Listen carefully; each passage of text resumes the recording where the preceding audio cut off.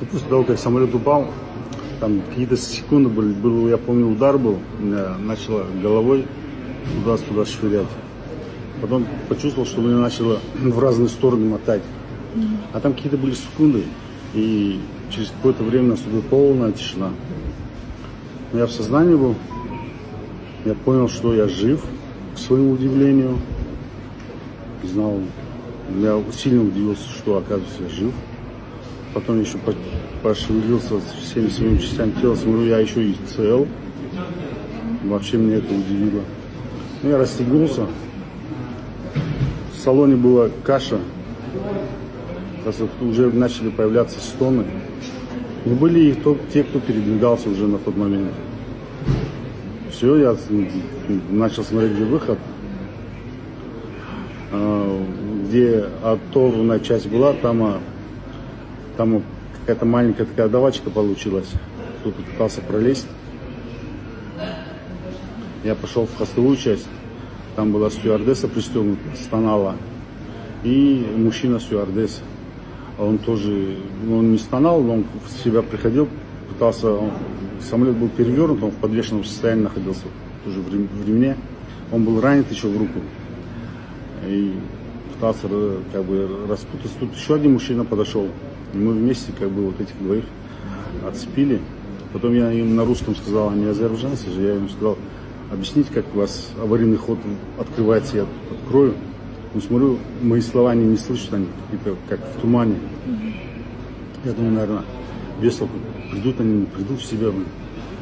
Пошел к тому выходу, где там давочка была.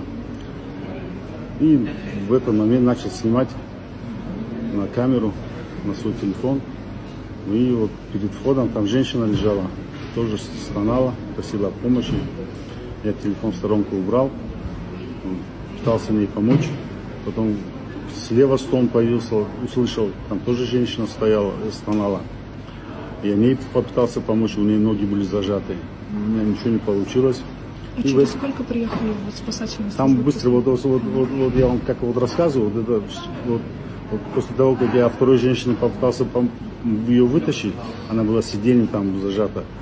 И вот в этот момент я уже услышал, что скорый подъезжает. Сирену услышал, что сирену. И я этих женщин успокоил, говорю, сейчас профессионалы уже подъехали, и все, сейчас будут вас профессионально, уже спокойно, правильно уже будут вас эвакуировать. Я аккуратненько вышел на улицу. Вы, Все. получается, единственный человек, который вот буквально по счастливой случайности остался еще и невредим после этого. Ну да, я и невредим, я и в себе был, еще, видите, как я еще и поснимать успел, еще там все, как бы все у меня все хорошо работало. Как бы. Ну да. Как сейчас, был ли какой-то этап рефлексии вот после этого? Это как, наверное, второй день рождения вот после того, что произошло. Может быть, какие-то мысли по поводу...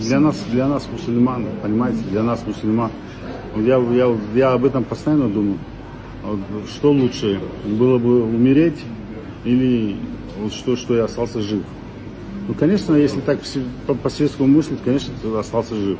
А то, что, если по мусульманскому мысли, я там целый час готовился к смерти, целый час. Целый час я там молился, произносил шахаду. А у нас по мусульманам, у нас пророк так нам как бы заповедовал, сказал, если последние слова человека будут свидетельство, то он попадет в рай. Как бы я вот старался, чтобы у меня или в поклонении это в последний момент произойдет, или как бы со свидетельством последний момент, что я как бы настраивался к этому, все подготовил, как по шариату положено. Ну, Всевышний посчитал, что я здесь, наверное, нужен, или еще что-то, или я не заслужил соответственно рая, поэтому как бы остался жив и, слава Богу, невредим. Ну, будем что, дальше жить, дальше будем продолжать, будем дальше как бы аккуратненько